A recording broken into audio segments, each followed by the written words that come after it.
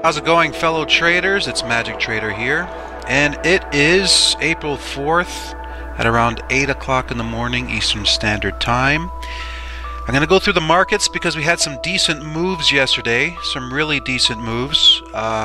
We started off slow because it was the holidays, but yesterday we got some moves in the markets. Okay, so the institutions came in, made some moves, and now it's time to take a look at the charts and see exactly what those moves were and what they are telling us in regards to what may be taking place for the rest of the week. Okay, so let's take a look. So gold, we have gold here. So we made a nice jump up from this 4-hour demand zone right up into a 4-hour supply zone. We got a decent drop. Some of you took some short trades here and took some profits over here. It was a decent drop, and I was saying that the momentum was not there anymore because, you know, there was an uptrend here on the 4-hour, but once this trend line broke, price enters into consolidation. And when you get price entering into consolidation, you get this. You get ups and downs, okay? The momentum is gone. That force that price had when it was climbing up like this, it's gone. It breaks trend, and now it's just sailing through the waters back and forth. So, you know, when it's in consolidation and price is sailing in the waters, when it's doing this, you know, at the beginning of that move, the momentum is there, but once it starts to get halfway, that momentum can shift at any point. That momentum can do this. You know what I'm saying? That can happen. That's why you have to be careful with these type of trades. They work, but, you know, if price action is not showing that it wants to do this, then you have to get out early. And so that's what you guys did. You took your profits, and that's it. You made money, and that was great. So right now, you know, still consolidating here. A lot of consolidation. Let's take a look at what that looks like on the monthly. So on the monthly chart, what do we see? We got this nice push up from this area of demand. Push up, a drop down, consolidation, and now we're getting a really nice bullish candle. We could get a break up. That's a possibility, or price can just push right back down, another consolidation candle, and then eventually a move lower. So right now it's hard to say. I'm still leaning towards a drop simply because I'm expecting a stronger US dollar, and I think once that strong US dollar comes in, this is going to get weak, but I could be wrong. So this is a very tricky scenario here. Monthly is in consolidation. So remember what I was saying about consolidation. When a monthly chart or any chart is in consolidation, you can expect a lot of that, which is exactly what we're getting. Now the weekly chart is up, which tells me that the force of price is eventually going to make price want to go up, but it can still come right back down to that trend line before going up. All right, so waiting on this one to see whether or not it's going to break up or if it's going to go down or what it's going to do. And until it makes a move, I'm not going to be trading gold one little bit. All right, so let's get to oil. So oil is starting to drop from that area of supply that we pointed out on the weekly chart right here. Again, I was telling you that this weekly area of supply is not a strong one. Why is that? Well, because institutions were pushing price up here, and then when they got up here, they took profits on long positions, which caused a drop in price. So they came into the market and they supplied the market with all these positions, and all of that supply caused the market to drop. So this wasn't because they were filling in short positions. If they were filling in short positions here, then I would expect a bigger drop in price, but that's not what they were doing. They were taking profits on longs, and now we're getting that reaction to the downside. I have orders to go in long here, and until those get reached, I don't do anything. Somebody asked me earlier if it would be a good time to get in now because it's falling short of hitting the zone. Maybe now would be a good time. You see, I used to think things like this before in the past when I was first starting out as a trader. I used to think, oh, it's getting really close, let me just get in now because I might not get triggered. And here's the thing, I used to think that way until I lost a lot of money doing stuff like that. Or what will happen is you'll be like, it's getting so close, it looks like it's just about to leave. Let me just get in now. So you get in now. So then where do you base your risk off of? Down here?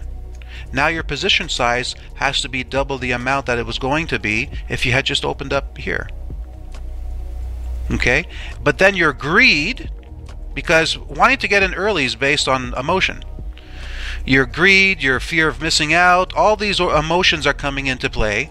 So now your brain is not going to think clearly. First of all, you're not thinking clearly because the setup is to wait for price to get here and that. Because this setup, this area, everything is here for a reason.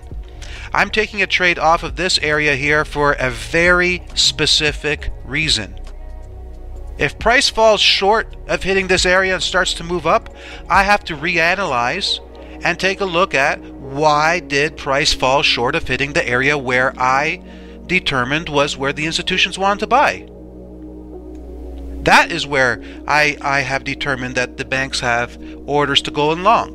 And if price falls short of that and starts moving up, I can't just jump in with my emotions all over the place and say, oh, hey, I'm going to miss out, let me get in. No. I have to stop and think, why did that happen? Why did it fall short? Why are they reversing price now? I need to know. Are they playing a game? Are they tricking? Is it retail traders being tricked into buying? Is that the reaction? This is how you have to think. You can't make decisions emotionally. I look at this now and I don't even flinch. I don't even think twice. There's not even a little bit of a thought that comes into my head that says, what about if you miss this? It doesn't even cross my mind. I don't care if I miss it. It doesn't make no difference to me whatsoever, because I'll just take it down to the 4-hour chart. You remember I told you eventually we're going to get a trend line to the downside? Most likely, I said we were going to get a trend line to the downside. So what do we see here? Trend line to the downside. So if price falls short of hitting this area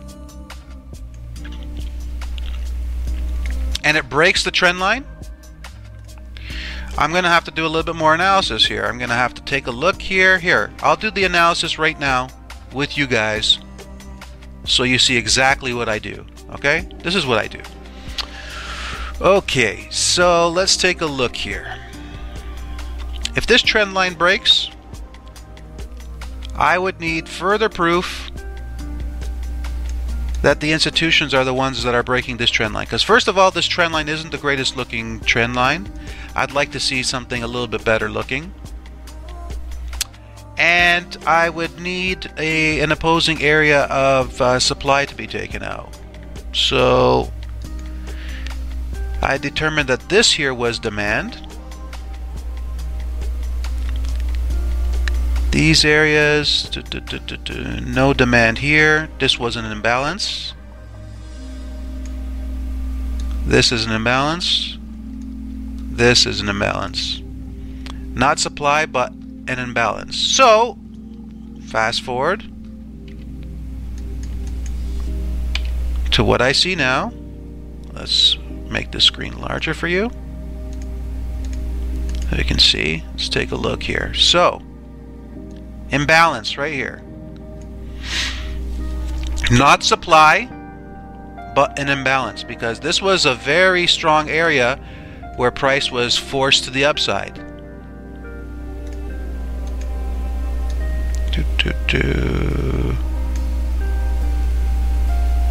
Yep.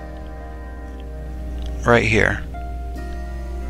This was a spot that took out this area here. Yep.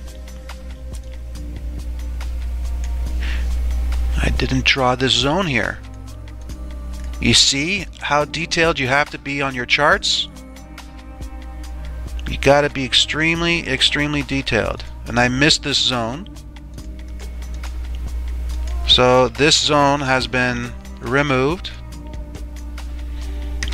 by this area here.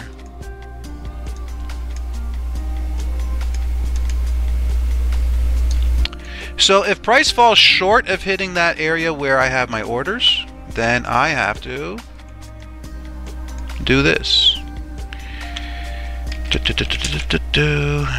H.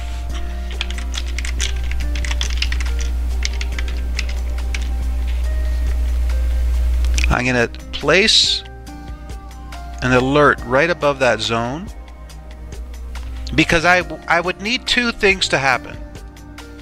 I would need, number one, this trend line to break, and for this area to be taken out, for price to come up, break the trend line, break that area, create a new area of demand, possibly here,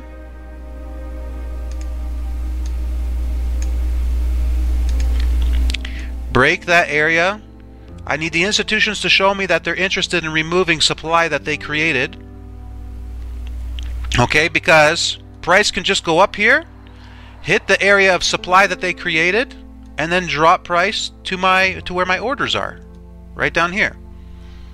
That's what could happen. So if you're being tricked, or if your emotions are getting stirred into thinking maybe I should go long because it's falling short of hitting my orders, what's gonna happen is you're gonna get in long, price hits this area, and then boom.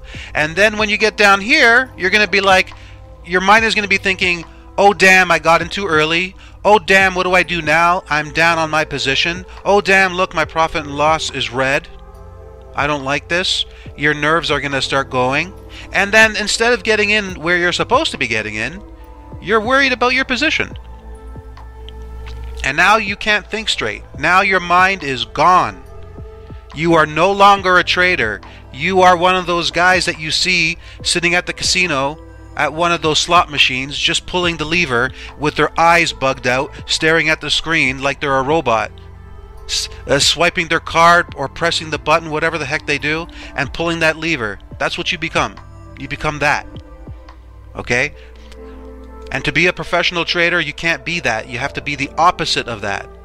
Calm, cool, collected. Nothing phases you. Okay? So right now I'm waiting. I don't care. If it triggers, great. If it doesn't, I re-examine, I see what happens, I look at the 4-hour chart, and I adjust accordingly. I'm all good. Nothing changes with me, okay? So, still waiting for this to play out. Whether it comes down or it doesn't, I'll wait and see what happens with that. Okay? So, let's see US dollar reacting to some demand right now. We can see a push up. And so there was some stalling action here, which was expected. Why? Well, because there was a trend line that everybody and their grandmother's looking at. And so when price gets up here,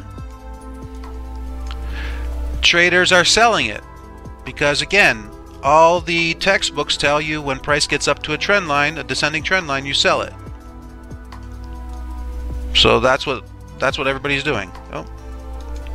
So that's what everybody's doing. So the institutions come in, fill in their buy orders, and force price to the upside.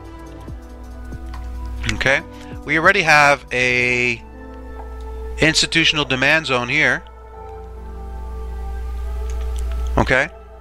But just because we have an institutional demand zone, it doesn't mean it's tradable. My rules say that a zone has to make at least 2-to-1 move away, and this one has. So I use my Fibonacci tool as a way to gauge whether or not a zone moved 1-to-1, 2-to-1, 3-to-1. That's all I need. 3-to-1. Up to 3-to-1 is what I look for, just to see if a trade can at least make me a profit of 3-to-1 based on my risk. But that's what I use my Fibonacci tool for. I don't use it for finding retracements and all that stuff. Because if you take a look at, well, at least when I have looked at in the past, traders using Fibonacci tools, and they do their analysis and they say, oh look, price is retracing to the 61.88 level and it's reacting from it. When you understand supply and demand and you look at supply and demand on your charts, you'll realize that price always is reacting to supply and demand. And if it is reacting to a Fibonacci level, that's because traders are coming in and making it react to those levels. Okay? Just like 20 EMAs, same thing. So you got to be careful. They may work, but they only work because traders are trading off of it. And those levels could be used to bait traders into getting into bad trades. So you got to be careful trading like that. So right now I'm just waiting for that break up to the upside, because I do believe it is still in the works. It's taking quite a bit of time to do, but you could see already that trend line's pretty much been broken, right? You see this candle, it's already closed outside of that trend line. So I'm just waiting for that push to the upside.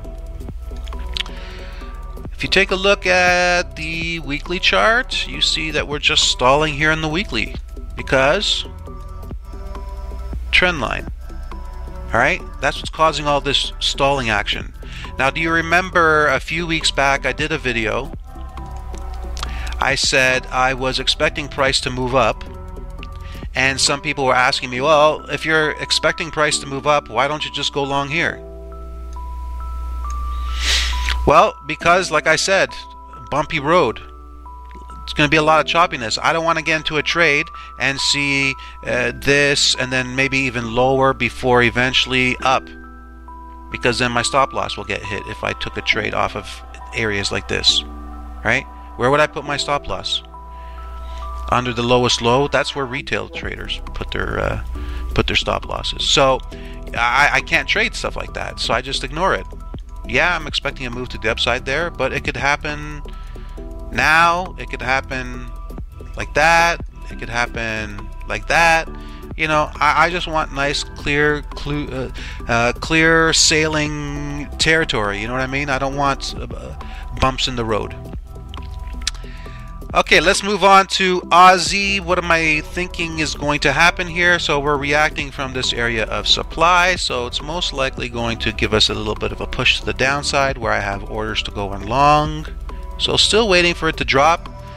Until that happens, not really going to do anything. In play, H4 demand zones off, daily demand zone. Oh yeah, that was in play, no longer. Delete.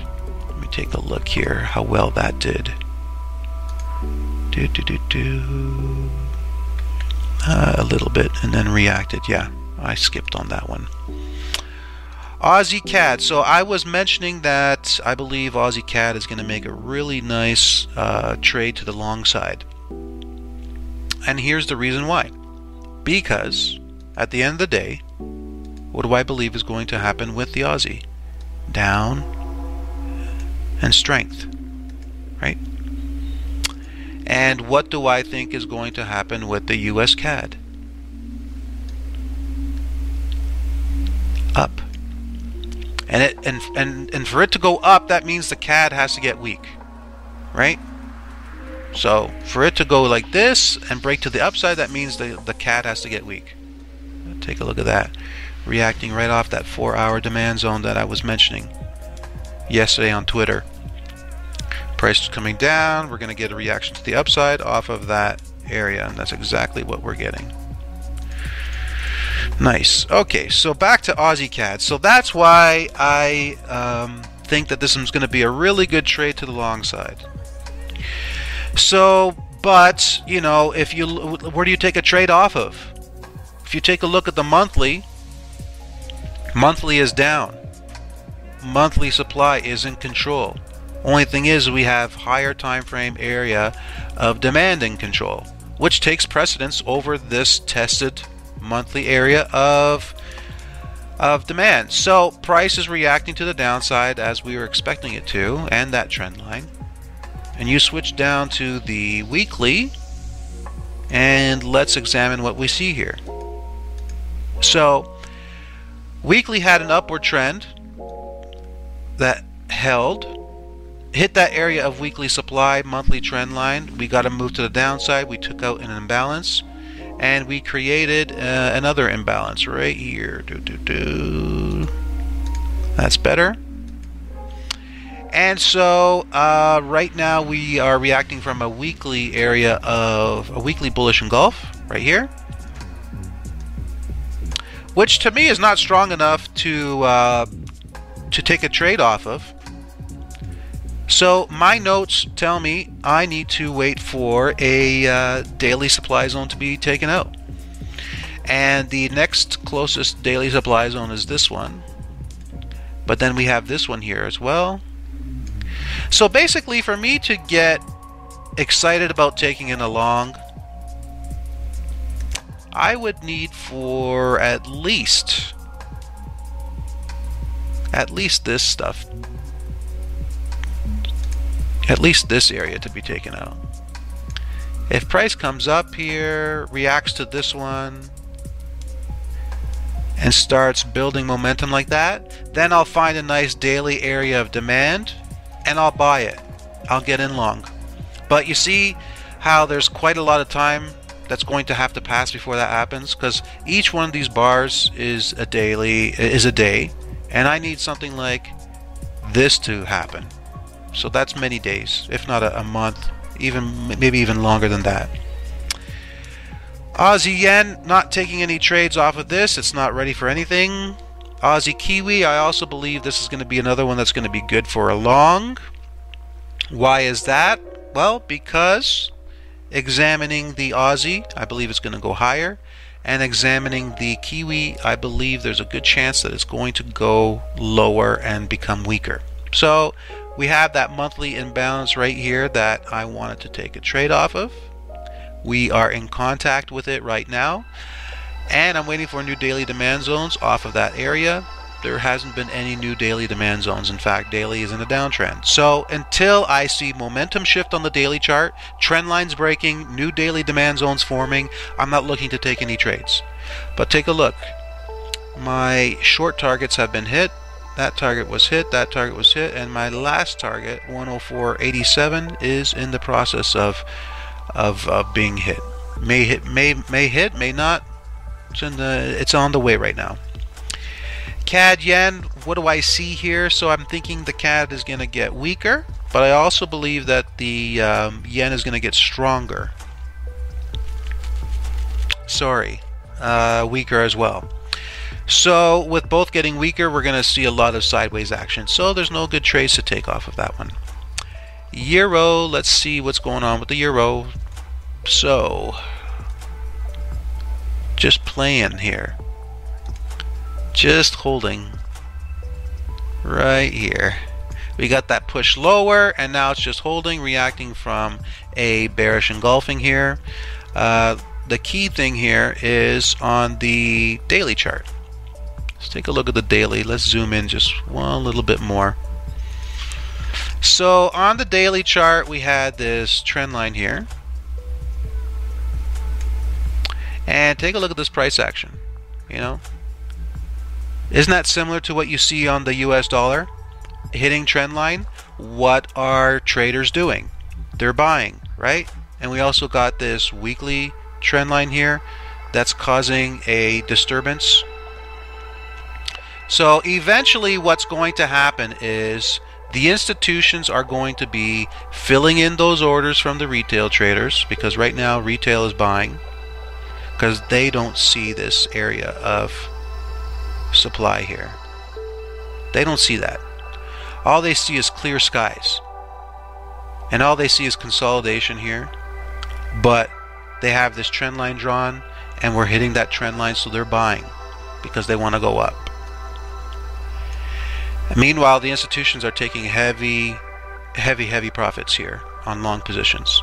So they're filling in those orders on those traders, And once they get in the vast majority of those traders involved, they'll break price down to the downside like that. We have this area here also of demand, but this is a lower quality area of demand. That's why it is not colored green. It's colored whatever color you want to call that, like a brownish, different than this brown. These areas, these brown areas, mean that the areas have been tested or are in play or have been removed, like this. And this color here is it has not been tested, it is not in play, but it is a lower quality. Alright, so since it's a lower quality, I expect it to break and see price drop down. It's taking time again because we got weekly trend line and daily trend line right now that we're up against, and a lot of traders are coming in and filling in those orders like I was mentioning. So I'm just waiting patiently. Euro, Aussie, a lot of ups and downs, no trade setups for me here. Daily demand zones, long out weekly, and that is yeah, if price gets down. So not a good chart to trade. Waiting for a bigger move to the downside before I can get excited about trading this one. Euro CAD dropped all the way down. Pointed that this supply zone out in previous videos, that it was most likely going to be used to propel price down. And now we are reacting from a weekly area of supply. And my suggestion for myself was to take daily demand zones at that weekly demand zone. So we do have a nice trend line down here, and we are reacting from that area of weekly demand. But here's the deal. By taking a look at the euro right now, you know, monthly is in consolidation. Okay? And what did I say about when a chart is in consolidation? There is no force upwards or downwards. So this can happen, right? So take a look here. So the force of price was down. Down, boom, hit this area, goes down, creates a trend line. At this key spot, what happened? Price broke from that. So the banks came in and filled so much demand that it caused price to break through a trend. Okay? Retail traders were selling here. They took all those orders, they filled them, and then they broke it to the upside. So officially the monthly trend is broken. So officially we are in consolidation on the monthly. So what happens in consolidation? Price will continue going up until it hits an opposing area of supply. And then when it does, it drops until it hits an opposing area of demand, and then it reacts. And then it does this. So this is based on supply and demand and market dynamics as I have come to know them and study them. This is what I have come to learn about the markets. This is a very key thing here. What I'm pointing out. Very, very, very key thing. I can't stress that enough. Okay? So since the euro now is officially in consolidation mode, yes, there is a force of price to the downside. Okay? Just like there was on gold when the trend broke, dropped to demand, rallied up to supply, and then dropped. Remember I told you, sure, there is some momentum, but anything can happen within that momentum.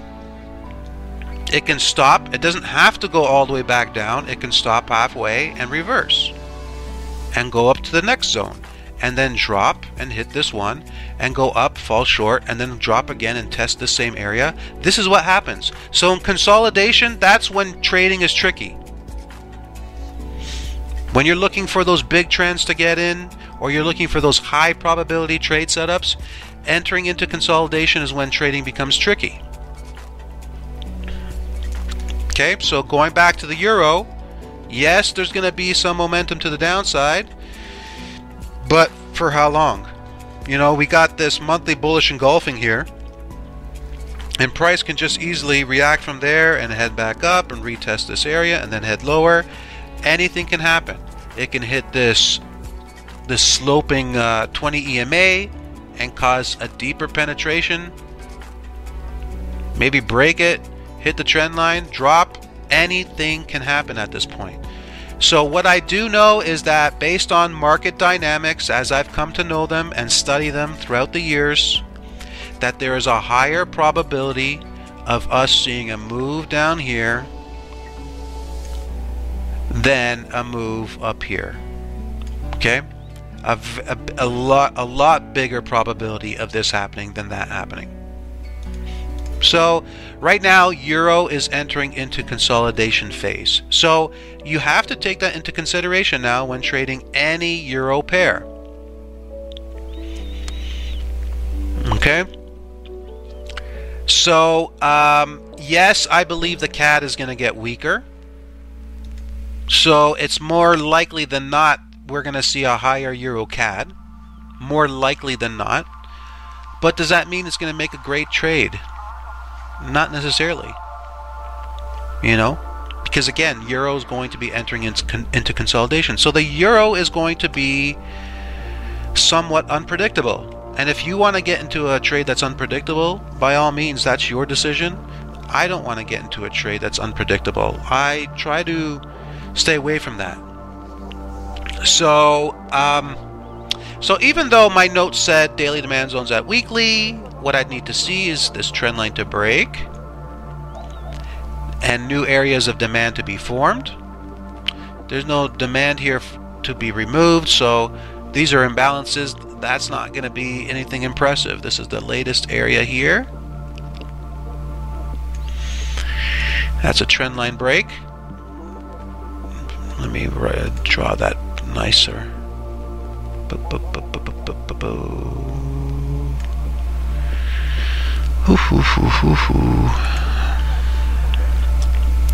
How'd I have that here? Let's take a look here.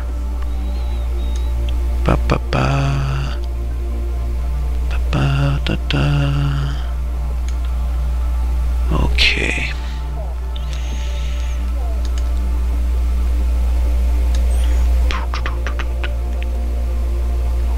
Oh yeah, by a hair. Broke, but still technically it was a zone, so, and it worked. And now we're getting that drop. Okay, so yeah, so I need this trend line broken. I need new demand to be formed. You know, let's take a look at the monthly.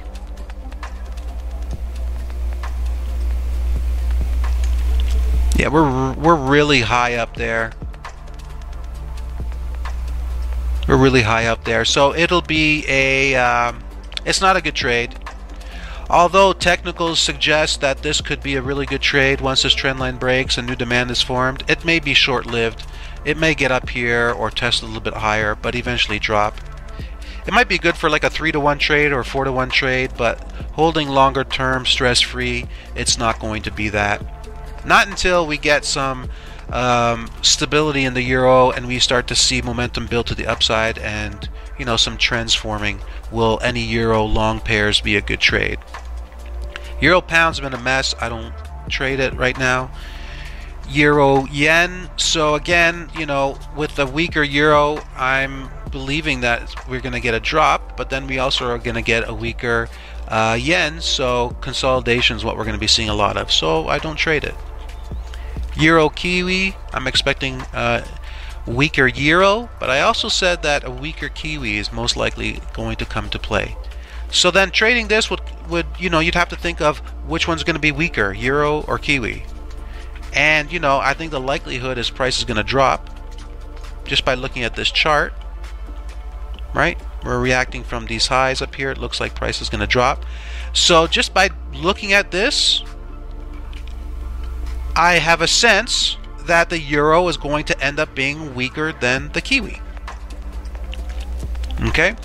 And this is one of the little things that I do, one of the little clues that I use in order for me to use what I see on one chart to apply what's happening on other charts. So if I see signs that the euro kiwi is going to drop, by looking at technicals and with my understanding of market dynamics, then this tells me that the euro is going to be weaker than the kiwi. So that strengthens the idea of the euro dropping. But it also tells me that this drop in the euro is going to be a lot more pronounced than the drop that we're going to see in the kiwi. And right now, we're seeing some good strength here, right? So this strength is pretty decent. Look, taking out a 4-hour supply. Testing this trend line on the daily. So, you know, we could see a move back down to the downside, but expecting this move to the downside to be less than what we see in the euro. Okay? And then that will help us with trading other kiwi pairs. So that's just a little tip for you guys. Let's go over to the pound. So still consolidating here at the trend line on the daily, but it looks like some nice pressure starting to come in. So waiting for this to drop. Nothing else to do here. Waiting for it to drop. And the pound Aussie reacting to some resistance. Pound weak. So pound supposed to get weaker. Aussie gets stronger. Expecting a drop here. Like this. Am I going to take a short? No. No, just because I think it's going to drop doesn't mean I'm going to take a short. You know, a decent short would be if 182.13 is taken out. You know, shorting from that to the next demand zone. That would be a good short. But then here we're probably going to get a move to the upside and then down like this. So yeah, so I won't be taking any trades on this one. Pound CAD, weaker pound, weaker CAD, consolidation pretty much. We're reacting to the downside off of that area of weekly supply. Daily demand zone's off weekly, which is there. So I'll have to wait. Weekly is down here. I'll have to wait to see what happens when price gets down here. If there's a nice momentum shift, if I see that the pound is being supported, you know, all those things have to be checked out when price eventually makes that move to the downside. So no trading this one as well. Pound yen, weaker yen, nothing to see here. A lot of consolidation, messy, not worth trading. Pound kiwi. Okay, so now let's apply what we learned with the euro kiwi. What did we learn by looking at the euro kiwi? We learned that we are expecting the euro to be weaker than the kiwi, right? So with that, worth saying that the kiwi weakness is going to be short-lived. So what's going to cause price to drop down is a weak pound and a strong kiwi. So we are expecting the pound to drop lower. So we are expecting that weakness in pound to come through. And it should last longer than the strength, than the weakness of the kiwi. So that tells me, by looking at this chart, that we should expect a drop to come because a weak pound, strong kiwi causes this to drop down. And we look at the chart here. What do we see? We see a tested area of weekly supply and control. And what do we see here? We see price reacting to a monthly bearish engulf. So definitely we can get a drop to at least that trend line and then a reversal. Very possible. So you see how looking at one chart can help you with analyzing other charts and giving you a better perspective on what's most likely going to happen. So that's how we applied what we learned from the euro kiwi to this pound kiwi. So US dollar, Japanese yen, this one's a real little bugger. And so You know, this happens in trades sometimes. You know, first I missed my entry here that I've been waiting for quite some time, and it started to move to the upside. But I didn't rush in and say, hey, I'm gonna miss out, let me start buying. I didn't let my emotions do that. Back in the day I used to trade like that, but I learned if I do that, then my emotions are involved, and then I won't be able to hold to my targets. Okay, I was asked earlier this week, how do you remain emotionally in control to hold for your targets? I don't make these type of mistakes. You know, miss my entry so I'll buy late. I don't make those type of mistakes. Does it bother me that I missed that first entry? Yeah, you know, to a certain degree. I am human. I do want to be in this trade. I'd be up in profits right now. Obviously, you know, it's going to get to me a little bit, but it doesn't stir my emotions enough to trick me into getting into a trade.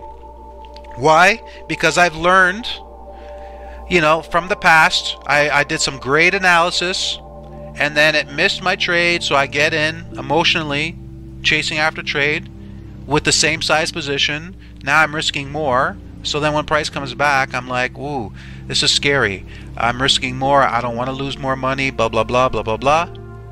And then, you know, I'm nervous about the trade. And when I'm nervous, even though I have my targets, wherever they are, I ended up getting out earlier because of that nervousness. Only for 3 weeks, 4 weeks down the road, I take a look back at my charts, and what do I see? Boom, boom, boom, all the targets hit, and I'm like, what was I thinking about? So that's why I can't get involved. I missed it. Oh well. Wait for the next one.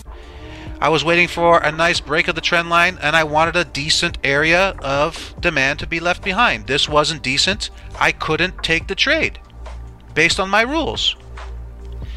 Why?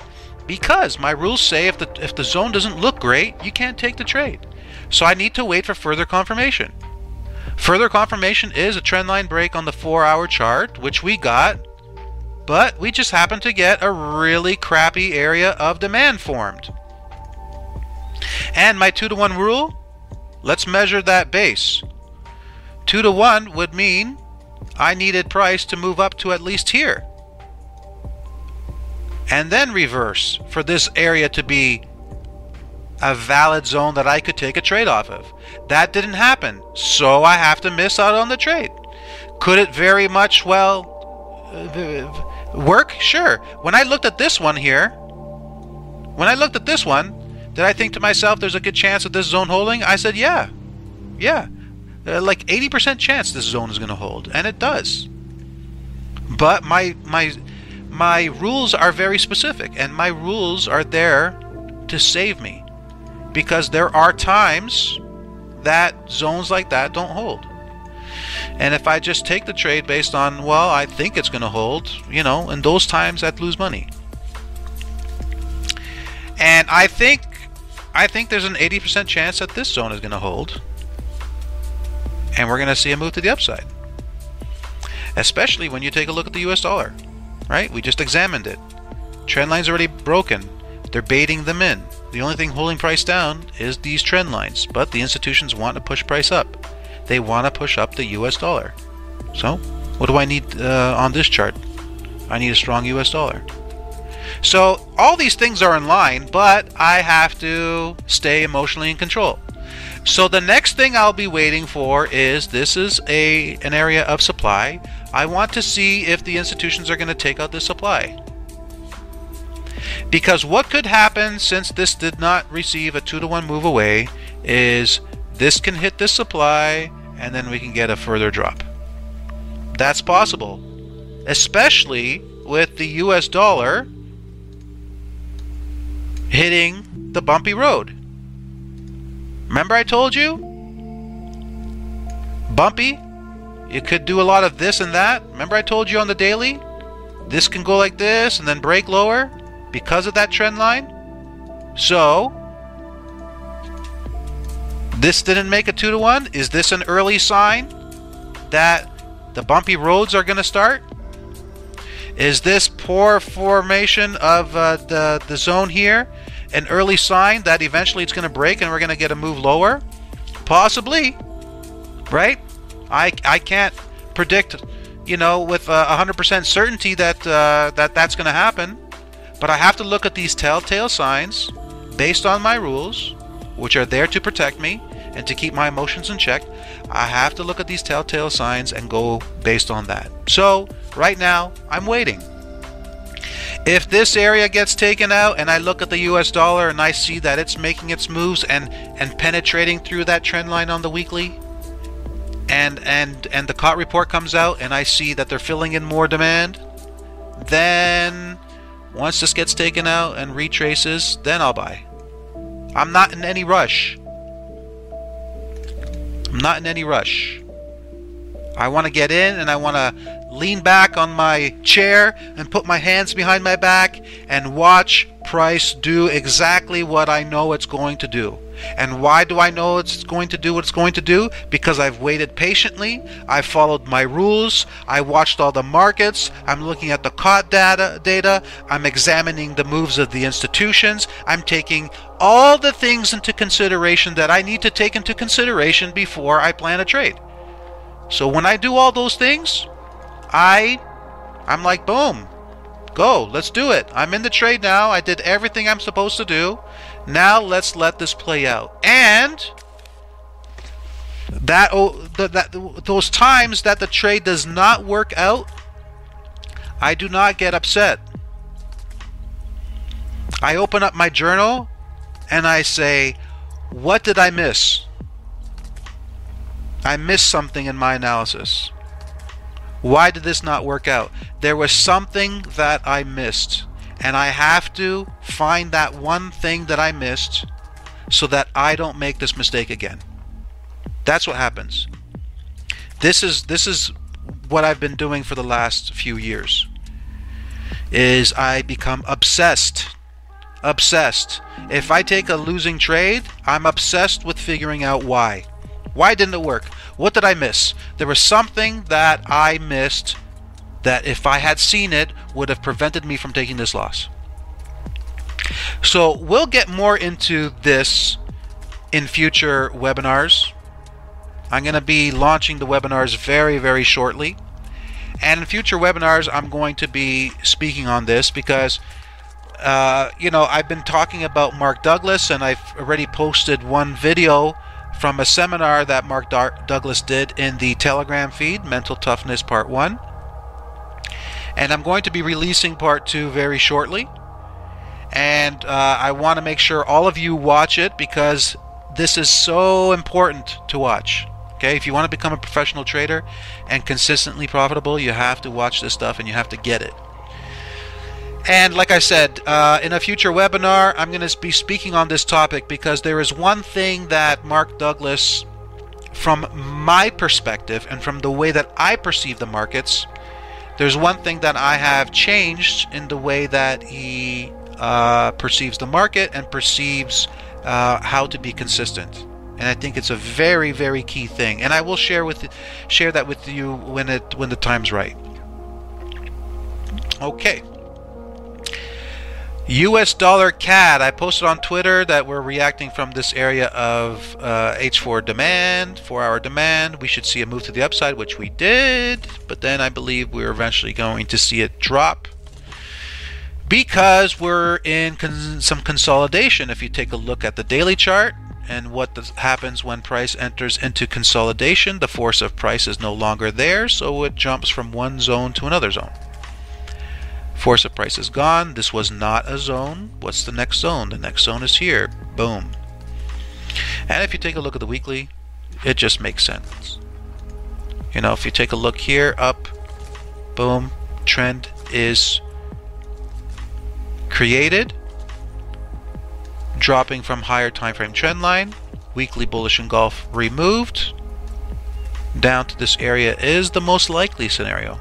It could stop short, react from that weekly 20 EMA, and the institutions could use that to propel price to the upside.